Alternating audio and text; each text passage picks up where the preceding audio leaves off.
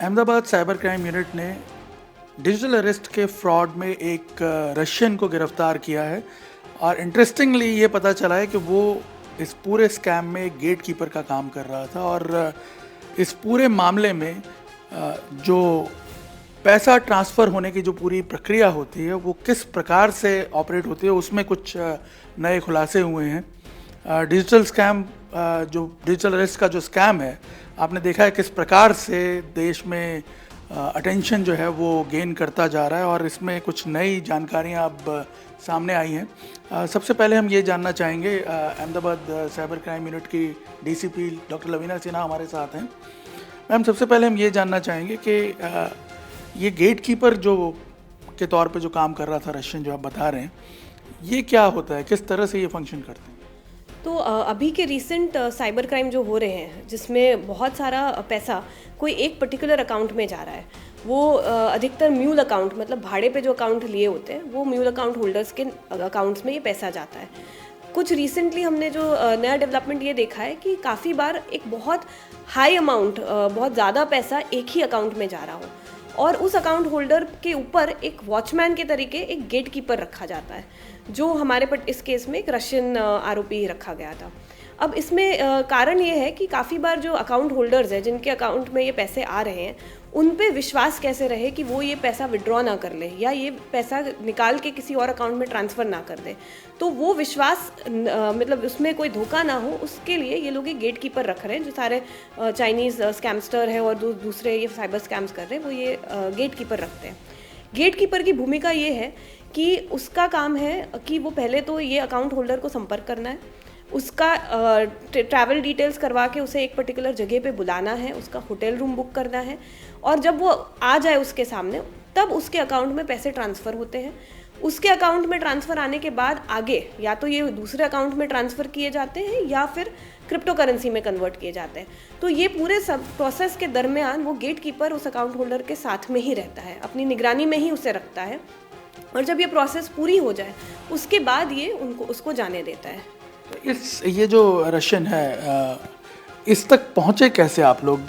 किस प्रकार से इसके बारे में पता चला आप लोगों को? तो हमारा 17 लाख का 17 लाख का एक डिजिटल अरेस्ट का केस था, जिसमें एक सीनियर सिटीजन को कस्टम इंस्पेक्टर बन के किसी ने फ्रॉड किया था। तो उसकी जांच करते करते हम एक अकाउंट होल्डर पे पहुंचे जो यहाँ का लोकल शहर का अकाउंट होल्डर था। उस अकाउंट होल्डर ने बताया कि उसको एक रशियन ने संपर्क किया था, उसको मुंबई के एक होटल में बुलाया था और जब वो मुंबई के होटल में गया था तब उधर होटल में मौजूद होके उसके अकाउंट में पैसे ट्रांसफ़र किए गए थे और उसके अकाउंट से फिर अन्य दूसरे 2 अकाउंट में ये ट्रांसफ़र किए गए थे। तो इस तरह से इस जो हमारा एक प्रथम आरोपी था अकाउंट होल्डर, उसने हमें रशियन की लीड दी थी। हमने जब इसे आगे इन्वेस्टिगेट किया तो हमें ये भी पता चला कि ये रशियन और भी कई तरह के फ्रॉड्स में गेट कीपिंग का काम कर चुका है। हमारा संपर्क पुणे पुलिस से भी हुआ और पुणे पुलिस के भी केस में ये वांटेड था और इसे गोवा से इन्होंने पकड़ा था। गोवा में जब हमने पूछताछ करी तो हमारा एक पहला भी केस हो चुका है डिजिटल अरेस्ट का, जिसमें हमने अंतर्राष्ट्रीय लोगों को, आरोपी को पकड़ा था। तो उस समय पे भी हमने देखा कि हमें हमारा एक आरोपी जो था, जो अकाउंट देने का एजेंट के तौर पे काम करता था, वो गोवा में इन्हीं रशियंस को मिला था। तो ये 2 रशियंस थे और वो फ़ोटो हमने अभी के फ़ोटो से मैच करी तो हमें वो सेम निकली। तो हमें पता चला कि ये रशियन काफ़ी ऐसे फ्रॉड्स में इन्वॉल्व है। इस रशियन की हिस्ट्री ये रही है कि 2015 में ये पहली बार भारत आया था, उसके बाद कई बार आ चुका है और 2024 में ये 3 बार आ चुका है इंडिया, 3-3 महीने रुका भी है और इस तरह से वो काफ़ी फ्रॉड्स में जुड़ा है। आपने जैसे बताया कोई जो प्रीवियस केस हैं जिसमें आपने कुछ ताइवानीज़ को अरेस्ट किया था, तो ये आपस में इंटरकनेक्टेड है क्या? मतलब इस दिशा में भी कुछ जानकारी मिल पा रही है कि ये सारी जो गैंग्स हैं वो इंटरलिंक्ड है, आपस में कनेक्टेड रहती है? कनेक्टेड में ऐसा है कि जो पूरा साइबर फ्रॉड का जो आर्किटेक्चर है वो म्यूल अकाउंट, मतलब जो भाड़े पे अकाउंट्स मिलते हैं उन अकाउंट होल्डर्स पे काफ़ी हद तक ये निर्भर है। अब ये जो अकाउंट होल्डर्स होते हैं, अकाउंट होल्डर्स को लाने के लिए एजेंट्स होते हैं, वो एजेंट्स हमें, जहाँ तक ये 2 केसेस का अगर हम कोऑर्डिनेट एनालिसिस करें, तो हमें दोनों में कॉमन लिंक्स मिल रहे हैं कि इनमें से कुछ एजेंट्स एक दूसरे के संपर्क में हैं। तो एंड जैसे हम दूसरे राज्य से, महाराष्ट्र हो गया या दूसरे राज्य से भी जब हम डेटा शेयर कर रहे हैं, तो काफ़ी एजेंट्स अंदर अंदर कनेक्टेड होते हैं, खास करके जो बड़े फ्रॉड्स होते हैं और जो बाहर इंटरनेशनल फ्रॉड्स के माध्यम से ऑपरेट कर रहे हैं, उनमें एजेंट्स कॉमन निकल रहे हैं। तो ये हमारा एक एनालिसिस हो रहा है इसमें। ओवरऑल जैसे आपने बताया एनालिसिस का जो आउटकम है वो क्या इंडिकेट कर रहा है, मतलब अगर हम एक स्ट्रक्चर इसका ड्रॉ करें तो किस तरह से ये पूरा ऑपरेट होता है, क्या लेयर्स कितने बने हुए हैं? राइट, तो 2 मुख्य पिलर्स हो सकते हैं ये साइबर फ्रॉड है, वो इन्वेस्टमेंट फ्रॉड हो सकता है, डिजिटल फ्रॉड हो सकता है। एक है जो कॉल सेंटर से काम होता है, वो कॉल सेंटर से फ़ोन किया जाता है स्कैम करने के लिए।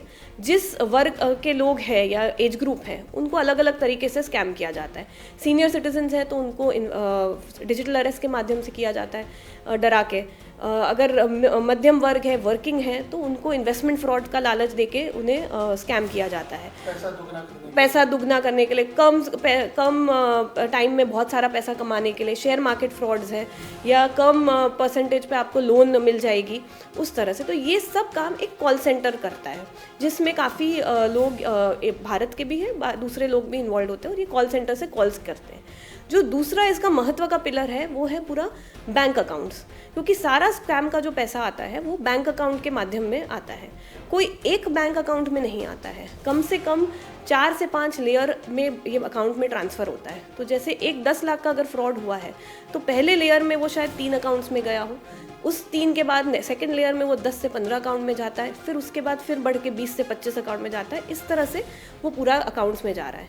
तो ये जो अकाउंट देने वाले लोग हैं, ये अकाउंट होल्डर्स हैं, और इन्हें हम म्यूल अकाउंट होल्डर इसलिए बोल रहे हैं क्योंकि वो स्कैम के पूरे उसमें उनका पार्ट इतना ही है कि उन्होंने कुछ कमीशन पे 10% 15% पे अपना अकाउंट दिया है भाड़े पे। ये जो आपका पर्टिकुलर केस है, इसमें नदीम और दूसरा जो एक आरोपी है, ये इस स्टेज पे इन्वॉल्व? यस, उनके अकाउंट्स थे और वो अकाउंट अपना भाड़े पे इन्होंने दिया था स्कैम के लिए, और उनको बुलाया था रशियन ने मुंबई के एक होटल में, उनको रुकाया था, उनके अकाउंट में ट्रांसफ़र हुए पैसे और उस अकाउंट से फिर आगे ट्रांसफ़र गए थे।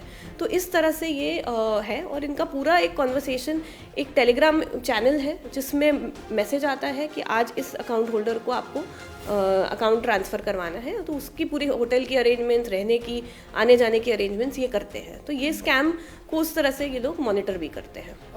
अगर हम इसको और थोड़ा सा डिटेल में समझना चाहें तो आपने जो प्रीवियस केस भी इन्वेस्टिगेट किए हैं, तो इस तरह के जो अकाउंट्स होते हैं कितने नंबर्स उसके हो सकते हैं, मतलब कितना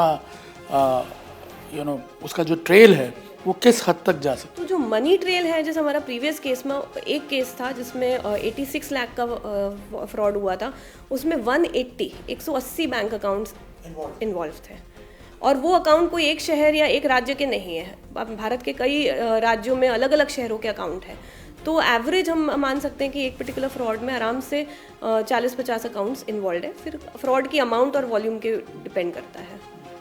तो ये जो अभी ब्रेक थ्रू आप लोगों को मिला है, अकाउंट होल्डर्स भी अरेस्ट हुए हैं, गेट कीपर जो इन सब को कंट्रोल करता है वो भी फर्स्ट टाइम आप लोगों ने अरेस्ट किया है। क्या लगता है इससे कितना और डीमिस्टिफाई हो पाएगा ये सारा नेटवर्क? इससे ये हमें पता चल रहा है कि जो अंतर्राष्ट्रीय, जैसे हमारा ये जो आरोपी है रशियन, वो आया है यहाँ पे टूरिस्ट वीज़ा पे। तो एक बात जो हमें ये भी पता चल रही है कि जो यहाँ पे टूरिज्म पॉइंट ऑफ व्यू कुछ आते हैं, वो अलग अलग गैरकायदे से प्रवृत्ति में भी इन्वॉल्व है। और साइबर फ्रॉड अब एक नए अपकमिंग मतलब उस प्रवृत्ति है जिसमें इनका रोल प्रस्थापित हो रहा है। तो ज़रूरी नहीं है कि जैसे प्रीवियस केस में भी थे जो ताइवानीज आए थे, तो वो भी इस तरह से आए थे tourist point of view, but इस फ्रॉड्स में इन्वॉल्व हुए हैं। तो डेफिनेटली एक ये हमें लीड मिल रही है कि इन सबको हमें अच्छे से वॉच रखनी चाहिए कि कितना और इन्वॉल्वमेंट हो सके। दूसरा कि जो एजेंट्स हैं, जो कॉमन एजेंट्स निकल रहे हैं, उस पर भी हम वर्क करने के लिए एक इनपुट अच्छा हमें मिला है इसमें। और जो हमारा बैंकिंग सिस्टम है टू रेगुलेट सच अकाउंट्स, उसमें भी कुछ लीड्स मिल सकती हैं, कुछ एक तरह से हम ये कह सकते हैं कि गाइडलाइंस कुछ नई अगर फॉर्म करनी हो तो उसके लिए कोई इनपुट मिल सकता है इसमें? ये जो म्यूल अकाउंट होल्डर्स है उस पर जो रेगुलेटरी चेक है, आई थिंक वो बैंकिंग सेक्टर वर्क कर ही रहे हैं।